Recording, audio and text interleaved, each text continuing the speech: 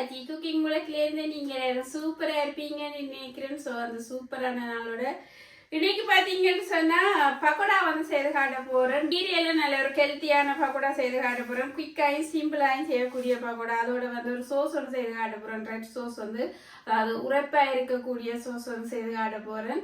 So வந்து இந்த channel யாராவது புதுசாக பார்க்குற நீங்களாக இருந்தால் அதாவது டிங் அண்டு பெல் ஐக்கோனை ப்ரெஸ் பண்ணி முடிஞ்சாலும் சப்ஸ்கிரைப் பண்ணி கொடுத்துக்கொள்ளுங்க. ஸோ இந்த சேனலுக்கு அதாவது வியூவர்ஸ் வந்து காணாமல் இருக்குது. ப்ளீஸ் வந்து உங்களோட ஃப்ரெண்ட்ஸ் அண்ட் ஃபேமிலிக்கு வந்து இந்த வீடியோவை ஷேர் பண்ணி வந்து கொஞ்சம் வியூவர்ஸை வந்து இன்க்ரீஸ் பண்ணி தாங்க. ஸோ வந்து முடிஞ்சால் லைக் பண்ணி கமெண்ட் பண்ணிக்கொள்ளுங்க. அதே மாதிரி ஃப்ரெண்ட்ஸ் அண்ட் ஃபேமிலிக்கும் முடிஞ்சால் வந்து ஷேர் பண்ணிக்கொள்ளுங்க இந்த வீடியோவை. ஸோ இப்போ காணொலிக்கு போய் பார்த்துக்கொள்வோம் எப்படி எப்படி பக்கோடாவை நான் உங்களுக்கு செய்து காட்ட போறேன். பார்த்தீங்கன்னு சொன்னா இதுல ஒரு பாத்திரம் வந்து வச்சிருக்கிறேன். அடுப்பு ஆன் பண்ணி இதுல ஒரு பாத்திரம் வச்சிருக்கிறேன். இப்போ வந்து இந்த பாத்திரத்துக்கு வந்து ஒலிவ் ஆயில் வந்து விட்டுக்கொள்றேன். நீங்க நல்லெண்ணெய் கூடி வந்து விட்டுக்கொள்ளலாம். நான் ஒலிவ் ஆயில் விட்டுக்கொள்றேன். இதுல பாத்தீங்கன்னு சொன்னா உளுத்தம் பருப்பு வந்து வச்சிருக்கிறேன். ஸோ வந்து அதை வந்து கொஞ்சம் போட்டுக்கொள்றேன். 1 டேபிள் ஸ்பூன் அளவில் போட்டிருக்கிறேன் உளுத்தம் பருப்பு. இதோட வந்து கொஞ்சம் நச்சீரகமும் போட்டிருக்கிறேன். இப்போ பார்த்தீங்கன்னு சொன்னால் கடுகு கொஞ்சம் போட்டுக்கொள்கிறேன். 1 டீஸ்பூன் அளவில் கடுகு போட்டிருக்கிறேன். இப்போ வந்து உள்ளி இஞ்சி வந்து போட்டுக்கொள்கிறேன். இப்போ வந்து இதை வந்து மிக்ஸ் பண்ணிக்கொள்ளுங்க. இதில் தான் ரெட் சோஸ் செய்ய போகிறேன். ஸோ இது பொரிஞ்சு வந்துருக்குது. இப்போ பார்த்தீங்கன்னு சொன்னால் இதில் 6-7 சிவப்பு கலர் மிளகாயை ஒரு 1/2 ஹவருக்கு முதல் வந்து ஊற வச்சுருந்தேன் நான் தண்ணியில். ஸோ வந்து இதை வந்து இப்போ அமர்த்தி இப்படி புளிஞ்சு போட்டு இந்த கலர் வேறுமென்றதுக்காக ஊற வச்சுருந்தேன் நான். ஸோ வந்து இதையும் போட்டுக்கிட்டே மிக்ஸ் பண்ணிக்கொள்வேன்.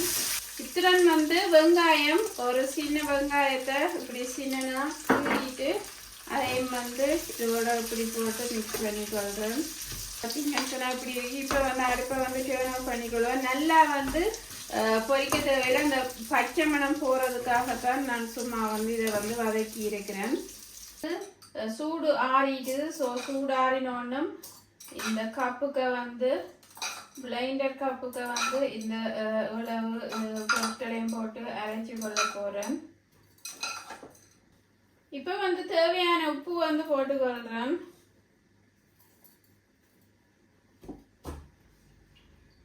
அதாவது லெமன் ஜூஸ் வந்து விட்டுக்கொள்கிறேன். ஒரு பாதி லெமன் ஜூஸ் வந்து விட்டுக்கொள்கிறேன். இப்ப கப்பை மூடிட்டு அரைச்சி கொள்ள போறேன். இந்த சோஸை கொஞ்சமா வந்து தண்ணி விட்டுக்கொள்கிறேன்.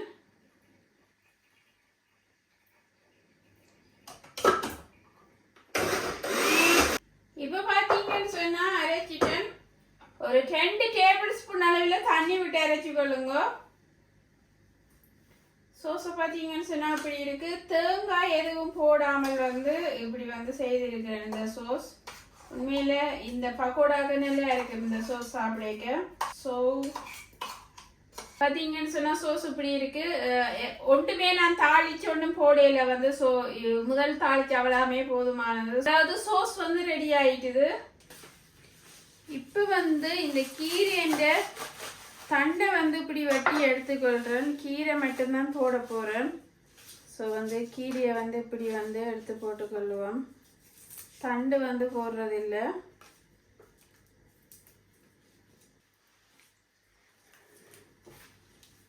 இப்போ வந்து இந்த கீரையை வந்து அடுக்கிட்டு வந்து கழுவி இருக்கிறேன். ஸோ கழுவிட்டு அப்படி அடுக்கிட்டு வந்து மெல்லிய மெல்லிய பீஸா வந்து வெட்டி எடுத்துக்கொள்ளணும்.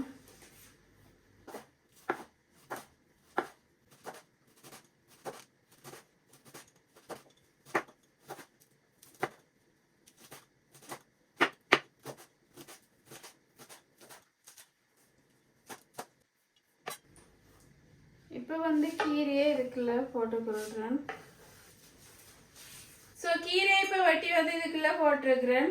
சின்ன சின்ன மெல்லிய மெல்லிய பீஸா. இப்போ வந்து வெங்காயம் சின்ன நான் வெட்டி வச்சிருக்கிறேன். ஸோ வந்து வெங்காயத்தை போட்டுக்கொள்கிறேன். இது பார்த்தீங்கன்னு சொன்னால் பச்சை மிளகாய் இருக்குது. ஸோ வந்து பச்சை மிளகாயையும் போட்டுக்கொள்கிறேன். இது பார்த்தீங்கன்னு சொன்னால் கருவேப்பிலை வெட்டி வச்சிருக்கிறேன். ஸோ அதையும் போட்டுக்கொள்வோம். இஞ்சி உள்ளி இருக்குது. ஸோ இஞ்சி உள்ளியையும் போட்டுக்கொள்கிறேன். உரைப்புக்கு வந்து பச்சை மிளகாய் போட்டுருக்கிறேன். நீங்கள் தேவைன்னு சொன்னால் இந்த கட்டர் தூளும் வந்து போட்டுக்கொள்ளலாம். ஸோ இப்போ வந்து பெருஞ்சீரகம் போட்டுக்கொள்கிறேன். இது சின்ன சீரகம் போட்டுக்கொள்கிறேன். கொஞ்சமாக சில்லி பவுடர் போட்டுக்கொள்கிறேன். அதாவது வெட்டப்பட்ட மிளகாய் தூள் வந்து கொஞ்சமாக போட்டுக்கொள்கிறேன். இப்போ வந்து கடலை மா போட போகிறேன். ஸோ வந்து கடலை மா 2 3 4 போட்டுக்கொள்கிறேன். 4 டேபிள் ஸ்பூன் போட்டுக்கொள்கிறேன். காணாடி திருப்பியும் போட்டுக்கொள்வோம். உப்பு பார்த்தீங்கன்னு சொன்னால் கொஞ்சமாக உப்பு வந்து போட்டுக்கொள்கிறேன். வந்து மிளகு பவுடர் கொஞ்சமாக மிளகு பவுடரும் போட்டுக்கொள்கிறேன். இப்போ வந்து கையை வடிவாக வாஷ் பண்ணிட்டு இதை வந்து இப்படி வந்து மிக்ஸ் பண்ணிக்கொள்கிறேன். முதல்ல வந்து கீரையில் உள்ள தண்ணி எல்லாம் கடலை மாவில் சேர்ற மாதிரி இப்படி மிக்ஸ் பண்ணிக்கொள்வோம். ஸோ இப்போ தண்ணியை வந்து கொஞ்சம் கொஞ்சமாக அப்படியே தெளித்து வந்து நீ மிக்ஸ் பண்ணிக்கொள்ளுங்க.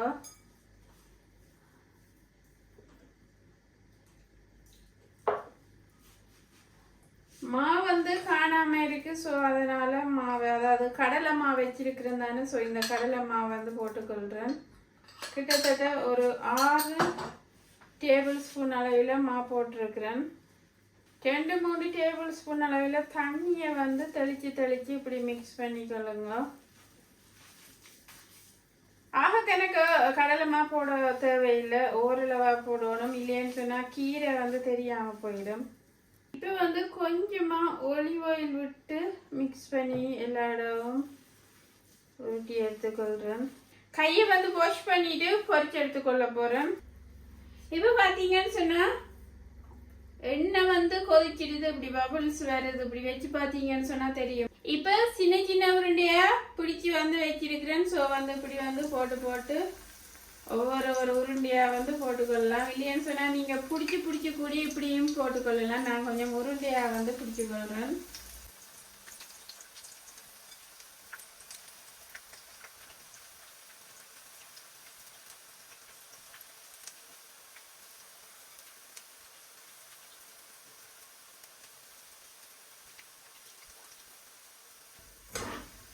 இப்போ வந்து பக்கோடா எல்லாம் வந்து பொரிஞ்சிட்டுது.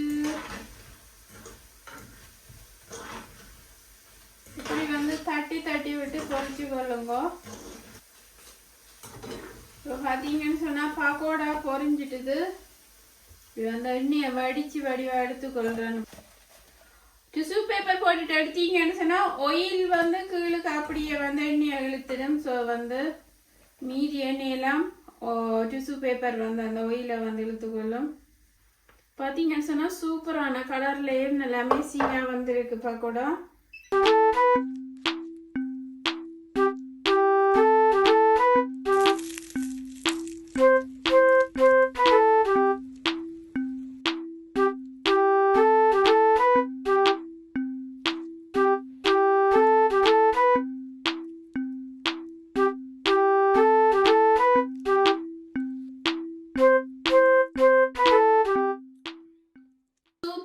பக்கோடா செய்து காட்டியிருக்கிறேன். ஹெல்த்தியான பக்கோடாவும் கூட குயிக்காக வந்து செய்யக்கூடிய பக்கோடா. அதாவது டீ போடுற டைமில் குயிக்காக வந்து இந்த பக்கோடாவை செய்திடலாம். ஸோ வந்து அப்படி ஈஸியாக செய்யக்கூடிய பக்கோடா. ஸோ நீங்களும் அந்த வீட்டில் ட்ரை பண்ணி பாருங்க. அதே மாதிரி வந்து அந்த கீரை வந்து முளைக்கீரைன்னு சொல்லிக்கொள்வோம். ஸோ அந்த கீரை தான் இங்கே ஸ்பானிஷ். இந்த கீரை கொஞ்சம் மொத்தமாக இருக்கும். ஆனால் அங்கே முளைக்கீரை வந்து கொஞ்சம் மெல்லிசாக இருக்கும். ஆனால் ரெண்டும் ஒரே கீரை தான். ஸோ வந்து அந்த கீரையில் தான் செய்து காட்டியிருக்கிறேன். ஸோ நீங்களும் வீட்டில் முயற்சி செய்து பாருங்க. அதாவது சோஸை பார்த்தீங்கன்னு சொன்னால் அமேசிங்கான ஃப்ளேவரில் இருக்குது. ஈஸியாக குயிக்காக செய்யக்கூடியது. தேங்காய் போடாமல் வந்து இப்படி வந்து சோஸ் செய்யலாம். அதாவது இது வந்து சட்னி தான். ஆனால் வந்து கொஞ்சம் வித்தியாசமாக வந்து உளுத்தம்பருப்பு போட்டு வந்து இதை செய்திருக்கிறேன்.